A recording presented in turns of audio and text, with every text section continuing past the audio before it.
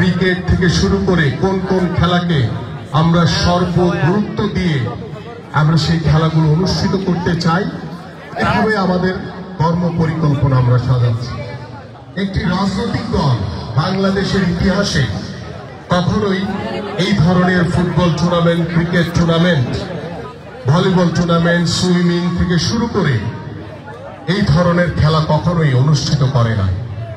5ই আগস্টের পরে আমাদের মাননীয় ভারপ্রাপ্ত চেয়ারম্যান জনাব তারেক রহমান তিনি চিন্তা করতেন, তিনি স্বপ্ন দেখেছেন যে আমরা যে ভবিষ্যৎ রাজনীতির কথা বলছি, আমরা যে ভবিষ্যৎ রাজনীতিতে একটি সুস্থ পরিবেশ তৈরি করতে চাই, সেই সুস্থ পরিবেশ তৈরি করার জন্য বাংলাদেশের রাজনীতির গুণগত পরিবর্তনের জন্য আমাদের খেলাধুলা হবে অন্যতম একটি মাধ্যম। সেই খেলাধুলার মাধ্যমে আমরা আমাদের আগামীর তরুণ প্রজন্ম, আমাদের আগামী যুব সমাজ, আমাদের আগামী সন্তানরা তারা খেলাধুলার মাধ্যমে সুস্থ হিসেবে গড়ে উঠবে এবং আমাদের এই সন্তানরা ছোটবেলা থেকে খেলাধুলার মাধ্যমে আমাদের বিভিন্ন খেলাধুলার যে ইভেন্টগুলো রয়েছে, ফুটবল, ক্রিকেট সহ বিভিন্ন ইভেন্টে তারা পারদর্শী হয়ে তারা ভবিষ্যতে বাংলাদেশ দলে খেলবে। এবং আমি বিশ্বাস করি আজকে আমাদের এই খুদে ফুটবলার যারা রয়েছে, আপনাদের মধ্য থেকে আগামীর আলফাজ, আগামীর এনামুল, আগামীর বেলাল সহ অনেক ফুটবলাররা এখানে বসে আছে। এবং আমাদের মাননীয় ভারপ্রাপ্ত চেয়ারম্যান জনাব তারেক রহমানের আরেকটি পরিকল্পনার কথা বলি। আপনারা সকলে জানেন যে প্রত্যেকটি স্কুলে শুধু পড়াশোনা নিয়ে ব্যস্ত থাকতে হয়, খেলাধুলা হয়তো বা হয় বছরে একবার, কিন্তু আমরা আমাদের এই শিশুদের জন্য, আমাদের সন্তানদের জন্য আল্লাহ পাক যদি আমাদেরকে বাংলাদেশ জাতীয়তাবাদী দল বিএনপি আগামীর ফেব্রুয়ারিতে যে নির্বাচন হবে, সেই নির্বাচনে এদেশের জনগণের ভোটে বাংলাদেশ জাতীয়তাবাদী দল বিএনপি নির্বাচিত হলে, সরকার গঠন করলে আমরা প্রত্যেকটি স্কুলে ক্লাস 4 থেকে খেলাধুলাকে বাধ্যতামূলক করা হয়। যারা এখানে খুদে খেলোয়াড় রয়েছেন, যারা স্কুলে পড়াশোনা করেন, আপনাদের যেভাবে বাংলা, ইংলিশ, অঙ্ক থেকে শুরু করে সমাজ বিজ্ঞান সবকিছুতেই পাস মার্ক লাগে, পাস মার্ক 33 লাগে, তাই না? পাস মার্ক কত? 33। ঠিক একইভাবে আমরা যে খেলাধুলাকে বাধ্যতামূলক করতে চাই, সেটা ফুটবল, ক্রিকেট সহ আরো 3টি খেলাকে আমরা বাছাই করব, যে খেলাগুলো আমাদের সাব গেমস, এশিয়ান গেমস কিংবা অলিম্পিকে ভালো কিছু করার সুযোগ রয়েছে। সেই খেলাগুলো বাছাই করে আমরা ঠিক একইভাবে ক্লাস 4 থেকে খেলাধুলাকে বাধ্যতামূলক করব এবং সেই খেলাধুলার মাধ্যমে আমাদের যে ন্যাশনাল কারিকুলাম, যে কারিকুলামের যে সিলেবাস, সেই সিলেবাসেও আপনাদের এই 5টি খেলাকে অন্তর্ভুক্তকরণের মাধ্যমে বাংলা, ইংলিশ, অঙ্ক থেকে যেভাবে পাশ করতে হয়, ঠিক একইভাবে এই খেলাধুলায়ও পাশ করে আপনাদেরকে পরীক্ষায় উত্তীর্ণ হতে হবে। আমরা এইভাবেই আমাদের ভবিষ্যৎ প্রজন্মের জন্য আমরা খেলাধুলাকে বাধ্যতামূলক করে দিয়ে আমরা একটি সুস্থ জাতি হিসেবে গড়ে তুলতে চাই। আপনারা জানেন গত 17 বছর ওই স্বৈরাচার সরকার আমাদের যুব সমাজকে মাদকের দিকে ঠেলে দিয়েছে। মাদকের আসক্তির কারণে আমাদের সন্তানরা, আমাদের যুব সমাজ অনেকেই অকালে মৃত্যুর কোলে ঢলে পড়েছে। আমরা সেই যুব সমাজকে, আমাদের সন্তানদেরকে মাদক থেকে মুক্ত রাখার জন্য আমরা খেলার মাঠে সকলকে আকৃষ্ট করে খেলাধুলার মাধ্যমে সকলকে পড়াশোনার পাশাপাশি খেলাধুলার মাধ্যমে আমরা আমাদের সন্তানদেরকে সারা বছর খেলাধুলার মাধ্যমে ব্যস্ত রাখতে চাই, যাতে আমাদের সন্তানরা সেই মাদক থেকে দূরে থাকতে পারে, আমাদের সন্তানরা ঘরে থাকা সেই ডিভাইস থেকে দূরে থাকতে পারে। আমরা এর মাধ্যমে আমরা একটি সুস্থ জাতি গড়ে তুলব, একটি মননশীল জাতি গড়ে তুলব, একটি সামাজিক পরিবর্তন আনব, রাষ্ট্রীয়ভাবে পরিবর্তন এনে আমরা প্রত্যেকটি সমাজের মানুষের জন্য উন্নয়নমূলক যে কর্মকাণ্ড রয়েছে সেগুলো আমরা সম্পন্ন করতে চাই। আমি আরেকটি বিষয় উল্লেখ করতে চাই, এখানে অনেকে রয়েছেন আমাদের সন্তানরা হয়তো বা জানবে না, বুঝবে না, তারা তখন জন্মগ্রহণ করে নাই। আমি নিজেও তখন একদম ছোট ছিলাম। 80-র দশকে যখন আমাদের শহীদ রাষ্ট্রপতি জিয়াউর রহমান নতুন কুড়ি একটি অনুষ্ঠান করেছিলেন, আপনাদের অনেকেরই মনে আছে, এখানে যারা বয়োজ্যেষ্ঠ আছেন, সিনিয়র, তাদের অনেকের মনে আছে। সেই নতুন কুড়ির মাধ্যমে সেটি ছিল সাংস্কৃতিক একটি অঙ্গন।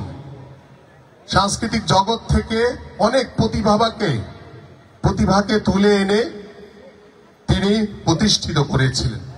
আমরা ঠিক এইভাবেই আমাদের মাননীয় ভারপ্রাপ্ত চেয়ারম্যান জনাব তারেক রহমানের পরিকল্পনা রয়েছে যে নতুন কুড়ি স্পোর্টস নামে আমরা একটি কর্মসূচি হাতে নিতে যাচ্ছি। সেই কর্মসূচির মাধ্যমে বাংলাদেশের তৃণমূলে, আনাচে কানাচে, ঢাকা মহানগরীর বিভিন্ন ওয়ার্ডে যারা প্রতিভাবান খেলোয়াড় রয়েছে সেই খেলোয়াড়দেরকে আমরা বাছাই করে আমরা ভবিষ্যতে যদি আল্লাহ পাক আমাদেরকে সরকার গঠন করার সুযোগ দেয়, আমরা যদি সরকার গঠন করতে পারি এদেশের সাধারণ মানুষের ভোটে, তাহলে সেই প্রতিভাবান খেলোয়াড়কে আমরা বাছাই করে রাষ্ট্রীয়ভাবে, সরকারিভাবে আমরা তাদের পড়াশোনা এবং খেলাধুলার সকল দায় দায়িত্ব সরকার গঠন করবে, সরকার দায়িত্ব নেবে। আমরা এভাবে বাংলাদেশের ক্রীড়াঙ্গনের পরিবর্তনের মাধ্যমে বাংলাদেশের রাষ্ট্রীয় কাঠামোকে আমরা একটি গুণগত পরিবর্তনের মাত্রায় নতুনভাবে যোগ করতে চাই।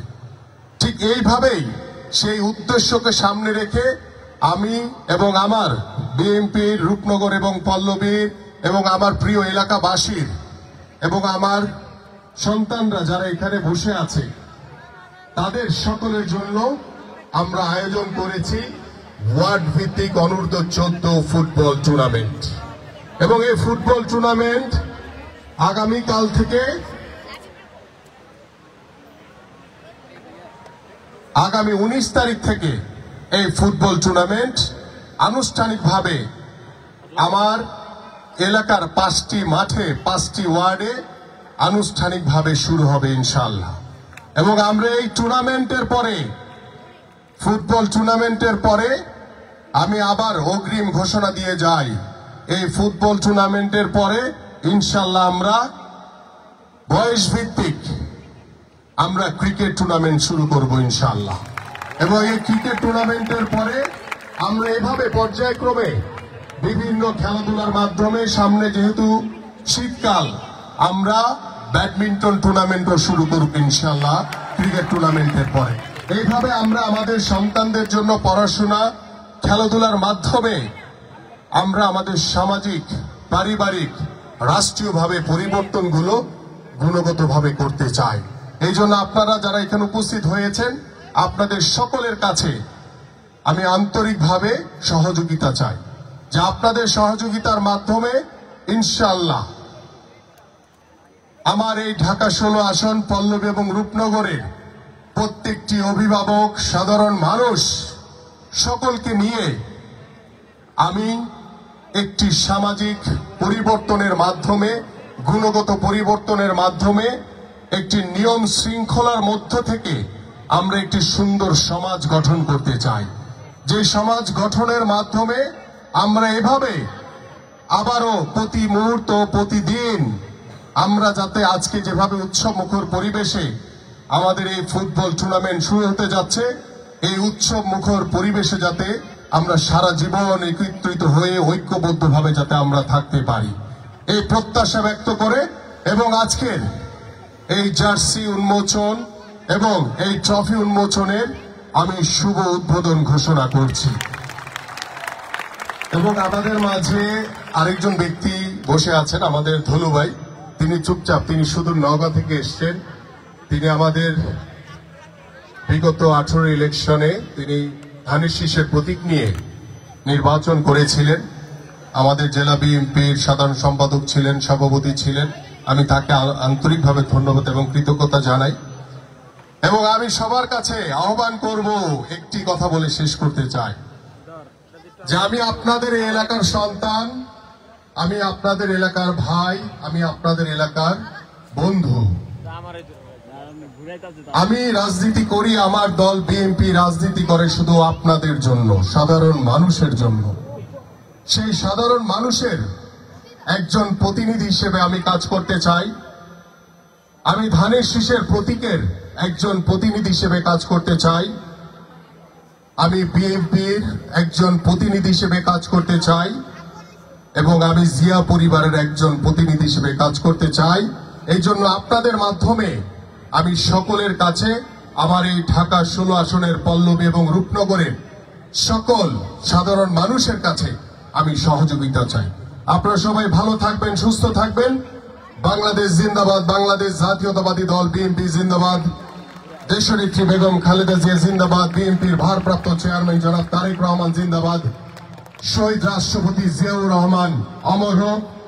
আমার প্রিয় রূপনগর এবং পল্লবীর এবং ঢাকা 16 আসনের সকল নেতৃবৃন্দ, সাধারণ মানুষ জিন্দাবাদ। আসসালামু আলাইকুম ওয়া রাহমাতুল্লাহি ওয়া বারাকাতুহু।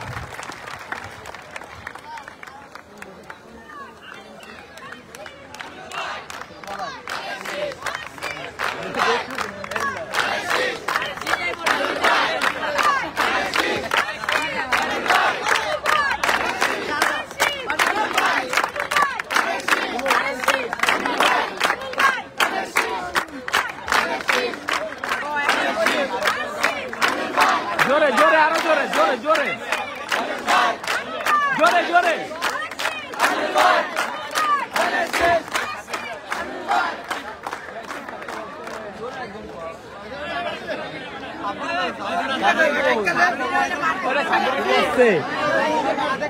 আচ্ছা, সবাই কি জার্সি পরে আছো? সবাই ভাই আমাদের ভাই ভাই দুটো ভিডিও কেন দাও তোমরা ফেসবুকে? 6 মিনিট 7 মিনিটের ভিডিও দিয়ে দাও তোমরা চালাতে। তুমি তো সর্বপ্রথম রং করছো তোমাদের হেলমেট নাই। জার্সি থেকে একটু জোরে করো তালি, জোরে হবে, আরো জোরে। আমাদের প্রিয় অতিথিদের সবাইকে অনুরোধ করছি, আমরা একটু যদি সামনে এসে আমাদের তারাদের, আগামী তারাদেরকে জার্সি দেখাতে চাই। মহিন ভাইকে অনুরোধ করছি ভাইয়ের পাশে দাঁড়ানোর জন্য। আচ্ছা, লিভারপুলের একজন কিংবদন্তি ম্যানেজার ছিলেন যিনি বলেছিলেন হচ্ছে ফুটবল মানেই জীবন এবং মরণ, কিন্তু আমি বলি ফুটবল আমাদের একটি আবেগের নাম, এবং সেই আবেগ আসলে আমরা যাকে দেখে শিখেছি তিনি হচ্ছেন আমাদের আমিনুল হক। আজকের জার্সিটা তার হাত ধরে উন্মোচিত হলো, সবাই একটা জোরে করতালি দিবেন।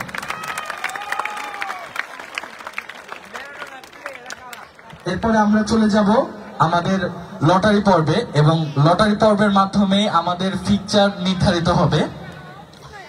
লটারি পর্ব অনুষ্ঠিত করার জন্য আমরা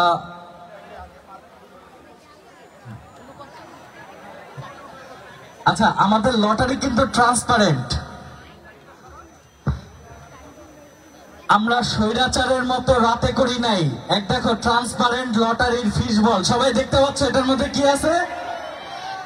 আমাদের মধ্যে কোনো চুরি নাই, স্বৈরাচারের মতো রাতের ভোট করি না আমরা, দিনের আলোয় চকচকা, তাই না? সবাই দেখতে পাচ্ছ। শুরুতে আমরা 5 নম্বর ওয়ার্ডের লটারি করব, এবং 5 নম্বর ওয়ার্ডের দলগুলোর নাম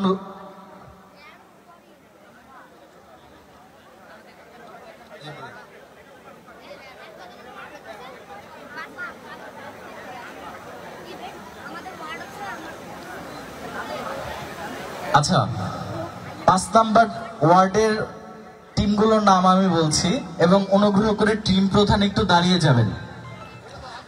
Palashnagar titans, Palashnagar titans 5 number ward. আচ্ছা, টিম প্রধান একটু দাঁড়িয়ে যাবেন। Bauniabad sporting club, Bauniabad sporting club, বন্ধু ক্লাব, জি, MDC model school and college 2, Palashnagar Milan Smriti club, Surya Digonta sporting club, কই Surya Digonta sporting club, okay, Mintu football academy, video করি না, আমি লাইভ করতেছি।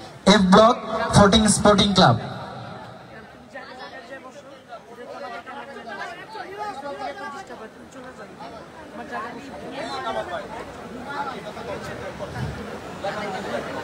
নামগুলো দেখা যাচ্ছে, ভেতরে আছে যে, দেখতে পাচ্ছ সবাই? আচ্ছা, চকচকা।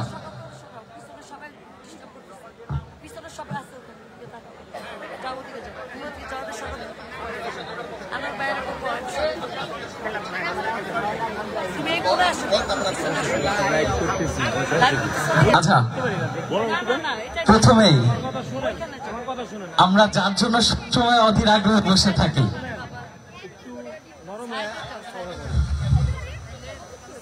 আমাদের প্রিয় আমিনুল হক ভাই যে কোনো একটি দলের নাম তুলবেন এবং সেটা আমরা লিপিবদ্ধ করব। ভাইয়া please.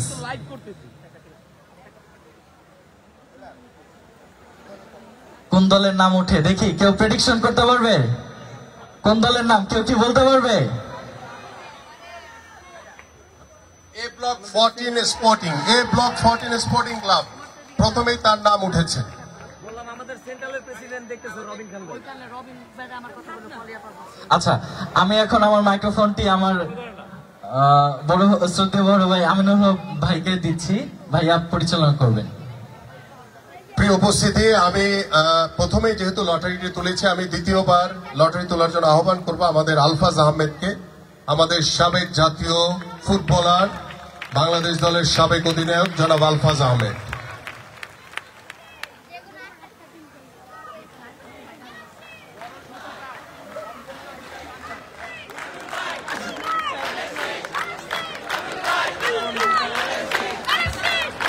Mintu football academy, Mintu football academy. আমি আলফাজ ভাইকে বসার জন্য অনুরোধ করছি। আমাদের এ পর্যায়ে আরো 3 জন লিজেন্ডারি ফুটবলার আমাদের মাঝে উপস্থিত হয়েছেন।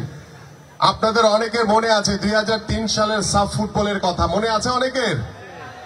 আমি একটি পেনাল্টি শুট আউট ঠেকিয়েছিলাম এবং যিনি লাস্ট গোল করেছিলেন, যার গোলের মাধ্যমে আমরা বাংলাদেশ ফুটবল টিম চ্যাম্পিয়ন হয়েছিলাম, সেই গোল করা ব্যক্তিটি আমাদের মাঝে আজকে উপস্থিত আছেন।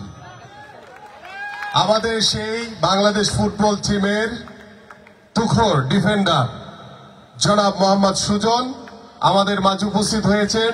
সুঠাম দেহের অধিকারী, আমার মতোই লম্বা, আমার চেয়ে বোধহয় একটু বেশি হইতে পারে, এবং তাকে আমি অনুরোধ করছি একটি নাম তোলার জন্য।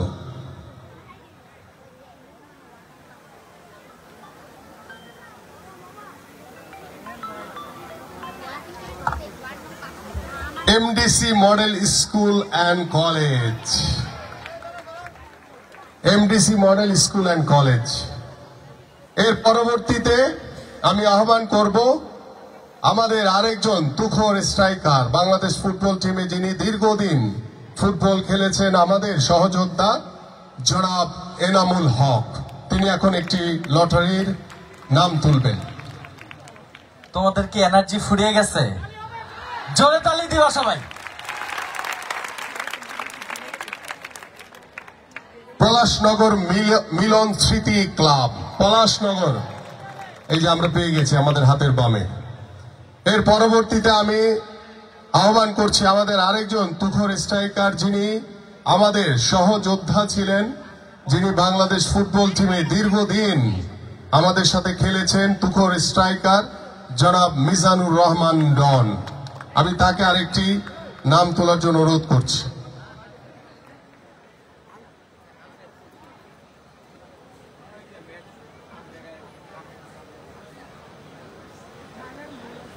বাউনিয়াবাদ স্পোর্টিং ক্লাব, কোথায়? এই যে বাউনিয়াবাদ দেখা গেছে। এবং এর পরবর্তীতে আমি আহ্বান করব আমাদের সকলের প্রিয় এবং আমার আপন বড় ভাই, যিনি দীর্ঘ 14 বছর বাংলাদেশ প্রিমিয়ার লিগে খেলেছেন, যার খেলা দেখে আমি বাংলাদেশের ফুটবলে খেলার আগ্রহ পেয়েছি, উৎসাহিত হয়েছি। আমার সেই প্রিয় বড় ভাই জনাব মইনুল হক মইনকে আহ্বান করছি একটি লটারি তোলার জন্য। জোরে তালি দিলে কিন্তু চকলেট আছে, সবাই জোরে তালি দিবা মইন ভাইয়ের জন্য।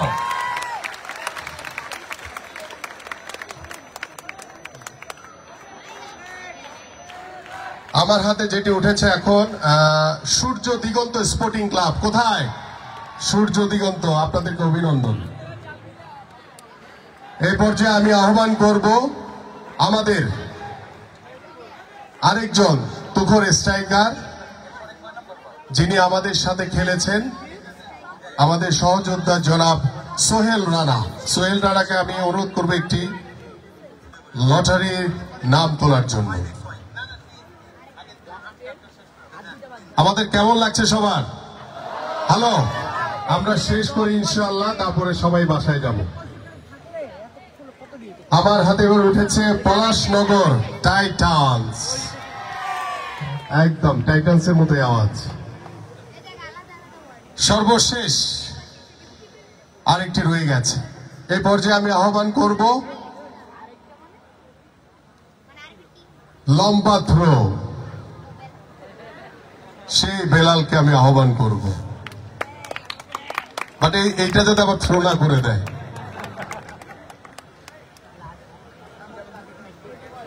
কালো চশমার জন্য দেখতে পারতেছি কিনা জানি না, দেখা যায়। বন্ধু ক্লাব কোথায়? আরো জোরে। হ্যাঁ, ধন্যবাদ। এর পরবর্তী কোনটা? এর পরবর্তীতে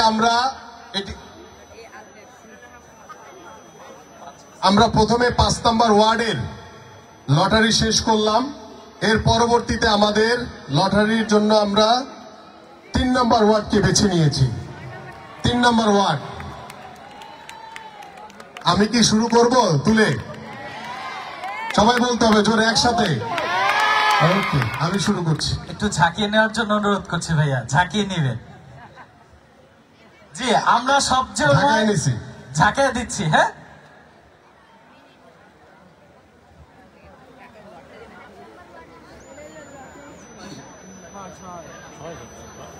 তিন নম্বর ওয়ার্ডের প্রথম যে ক্লাবের নামটি উঠেছে অনির্বাণ জনকল্যাণ সংঘ। ধন্যবাদ। এই পর্যায়ে আমি দ্বিতীয় নামটি তোলার জন্য আহ্বান করব আমাদের ঢাকা মহানগর উত্তর বিএনপির সংগ্রামী যুগ্ম আহ্বায়ক জনাব মাহবুব আলম মঞ্চুকে। একটা করতালি হয়ে থাকবে।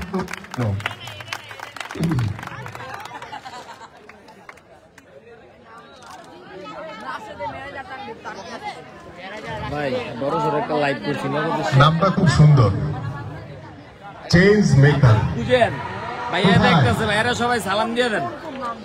শুভকামনা আপনাদের জন্য। আমরা পরবর্তীতে ডেকে নিচ্ছি আমাদের ঢাকা মহানগর উত্তর বিএনপির আরেকজন, যিনি একটু আগে আমাদের মাঝে উপস্থিত হয়েছেন, যিনি একটু ঘুম প্রিয় মানুষ, খাওয়া দাওয়া প্রিয় মানুষ, তার শরীর দেখলে বুঝবেন, আমাদের গাজী রেজাউল হোসেন রিয়াজ।